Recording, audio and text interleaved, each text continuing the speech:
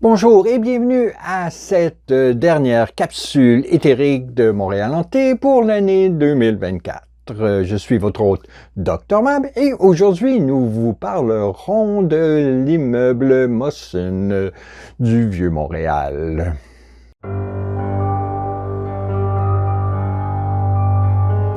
Montréal, on en dénombre des centaines. Nous faisons cela par les capsules éthériques, par des promenades thématiques, une tournée des bars et des enquêtes sur les phénomènes paranormaux de Montréal et de la région. Je vous encourage fortement à suivre les liens dans la description pour en savoir plus sur nos activités et pour y participer. Et maintenant, parlons fantômes.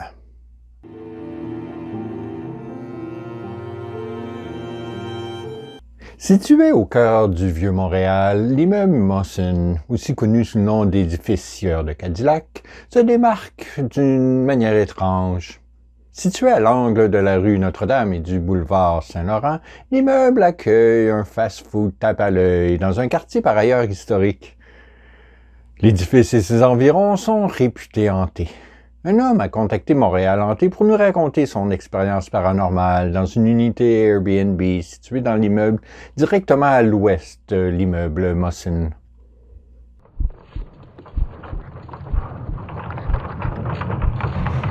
Le professeur V, comme nous l'appellerons, car il souhaite rester anonyme, enseigne l'histoire à Montréal. Il nous a expliqué qu'il avait dû déménager pendant un mois avec son chat en raison de travaux de rénovation à son domicile à la suite d'une inondation historique survenue le 13 septembre 2022.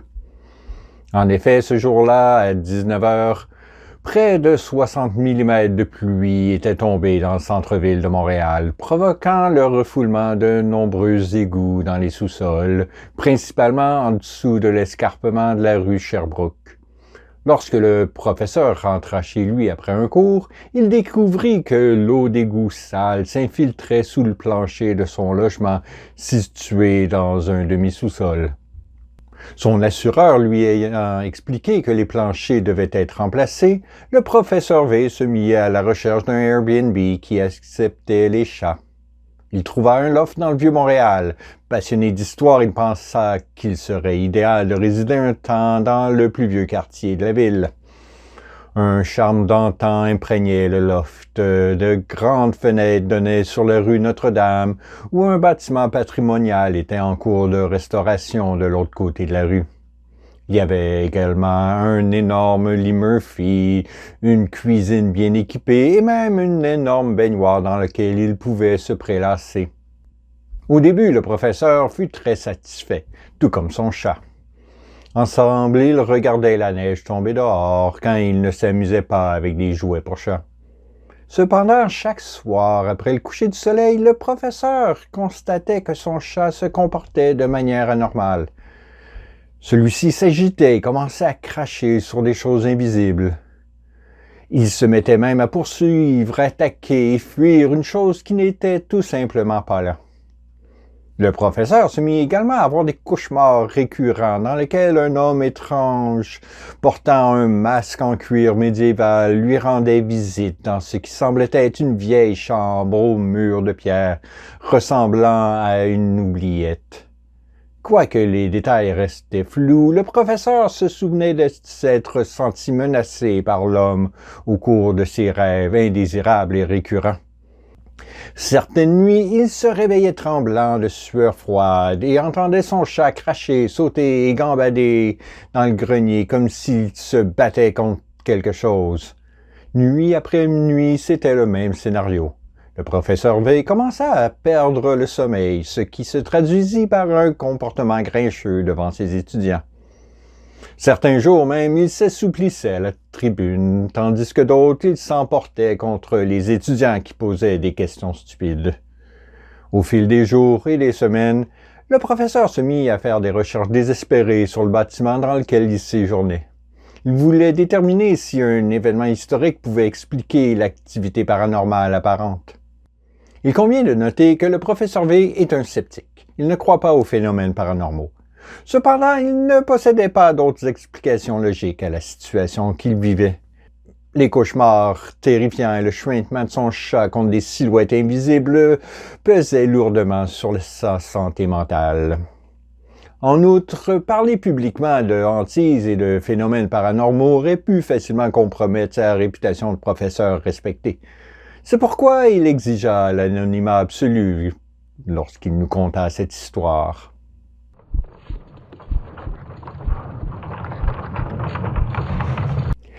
Le professeur V entreprit des recherches sur le bâtiment en pierre calcaire dans lequel il séjournait en utilisant des bases de données historiques en ligne. Il apprit rapidement que celui-ci avait été construit en 1859 pour servir d'entrepôt au port de Montréal. Comme il était courant à l'époque, le rez-de-chaussée était généralement utilisé comme magasin et les étages supérieurs comme entrepôt pour les importations et exportations. Le professeur décida de pousser ses recherches un peu plus loin dans le temps et apprit que le site était devenu vacant en 1856 à la suite de l'incendie qui avait dévasté la première cathédrale anglicane de la ville. Construite en 1814, l'église Christ Church était le siège du diocèse anglican de Montréal. À la suite de l'incendie, la cathédrale déménagea à son emplacement actuel dans le centre-ville. Le professeur apprit également que certains des murs de la cathédrale qui ne s'étaient pas effondrés étaient incorporés dans les meubles de l'immeuble où se trouvait son Airbnb. Il le confirma en faisant le tour du pâté de maison et constata que la partie inférieure du mur de derrière était composée de blocs de calcaire ciselés à la main. Le professeur se demanda si cette maçonnerie ne possédait pas quelque lien avec les activités bizarres de son logement. Si la cathédrale avait été hantée, il pensait que ses vestiges l'étaient peut-être encore. Il contacta les responsables anglicans qui affirmèrent catégoriquement que leur cathédrale, ancienne et nouvelle, n'était pas hantée. Toutefois, ils admirent que leur église au toit rouge était habitée d'un fantôme. Nous en avons d'ailleurs parlé lors d'une de nos premières capsules. Perplexe, le professeur poursuivit ses recherches. Un jour, il aperçut une plaque sur le mur extérieur de l'édifice Mawson qui mentionnait qu'un colon du nom de Jacques Archambault avait vécu sur le site en 1851.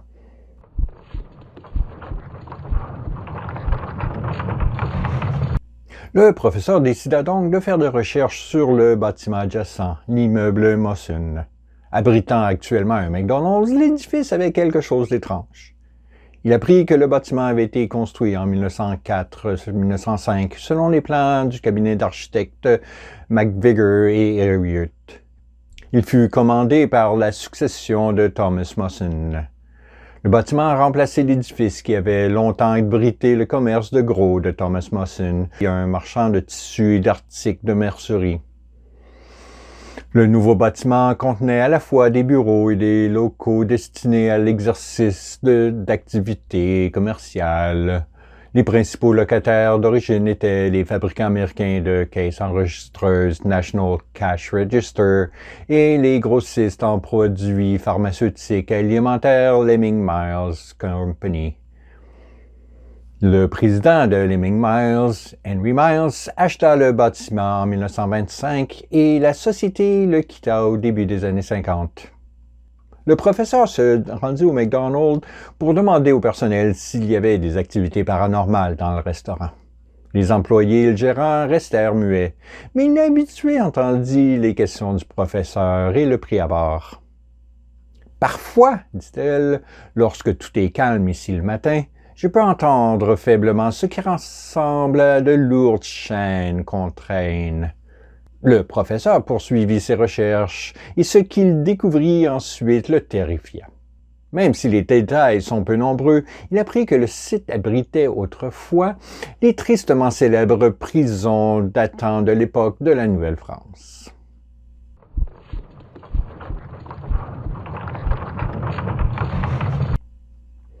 Construites en 1684, ces prisons étaient primitives. Les détenus se voyaient servir chaque jour une croûte de pain rassis et une cruche d'eau trouble en attendant d'être interrogés pour des crimes présumés ou d'être exécutés. Dans la Nouvelle-France, il y avait 4 grands types de crimes. Les crimes contre l'État, trahison, sédition, contrebande, détournement de fonds, contrefaçon et résistance à un officier de justice. Il y avait les crimes contre la propriété, vol, incendie volontaire, recel et désertion de serviteurs ou d'esclaves. Les crimes contre la personne, meurtre, homicide involontaire, avortement, infanticide, diffamation, empoisonnement, viol et suicide. Il y avait également les crimes contre l'Église ou crimes moraux, qui étaient les plus graves de tous. L'adultère, la bigamie, la prostitution, la sorcellerie et le blasphème. Toute personne accusée d'un de ces crimes était arrêtée et conduite devant le bourreau. Celui-ci fabriquait un appareil appelé le brodequin ou botte espagnole, 2 planches de bois fixées de part et d'autre de la jambe et solidement attachées à l'aide d'une corde. Je vous épargne les détails. Une fois les aveux obtenus, le criminel était vêtu d'une longue robe blanche appelée chemise. Une pancarte portant le nom de son crime était suspendue autour de son cou. Le condamné était ensuite jeté à l'arrière d'une charrette à ordures tirée par des chevaux et promené dans toute la ville. Le premier endroit où on le conduisit était les portes de l'église. Là, il devait se mettre sur ses genoux brisés pour implorer le pardon du roi et de Dieu. Il était ensuite remis sur le chariot à ordures et transporté sur la scène du crime ou, à défaut, sur la place du marché.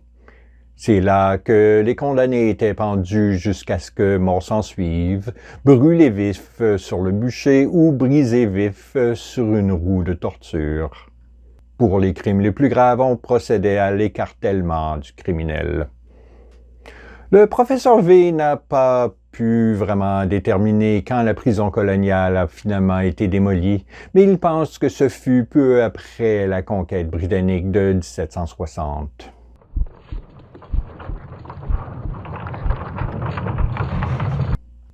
Compte tenu de l'histoire trouble du site de l'immeuble Mawson et de ses environs, le professeur a fait rapidement le rapprochement.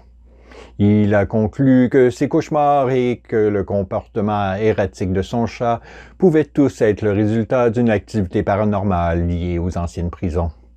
À titre d'essai, il décida de passer une nuit dans un hôtel voisin qui acceptait également les chats. À son grand soulagement, il dormit comme un bébé et son chat retrouva son comportement normal et avenant. Le professeur V décida d'annuler le reste de son séjour à l'Airbnb et de vivre à l'hôtel jusqu'à ce que les travaux de rénovation de sa maison soient terminés. Il est maintenant heureusement de retour dans sa demeure fraîchement rénovée, accompagné de son chat. Montréal Hanté a demandé au professeur s'il était toujours sceptique après cette expérience troublante. Celui-ci a répondu « Ma pensée a évolué et je suis maintenant ambivalent en ce qui concerne le paranormal. » Cependant, a-t-il ajouté, je n'avouerai jamais cela à qui que ce soit. Est-ce qu'un de vous a récemment habité dans le Airbnb à côté de l'édifice Mawson?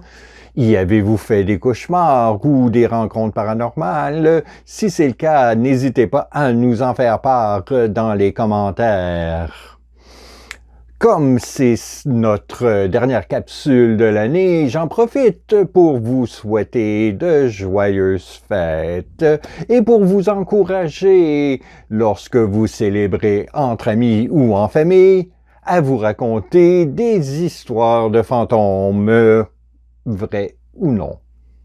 D'ici notre prochaine rencontre, je vous souhaite un bon 2 semaines, de joyeuses fêtes encore, et gardez l'œil ouvert, on ne sait pas qu'est-ce qui rôde à Montréal.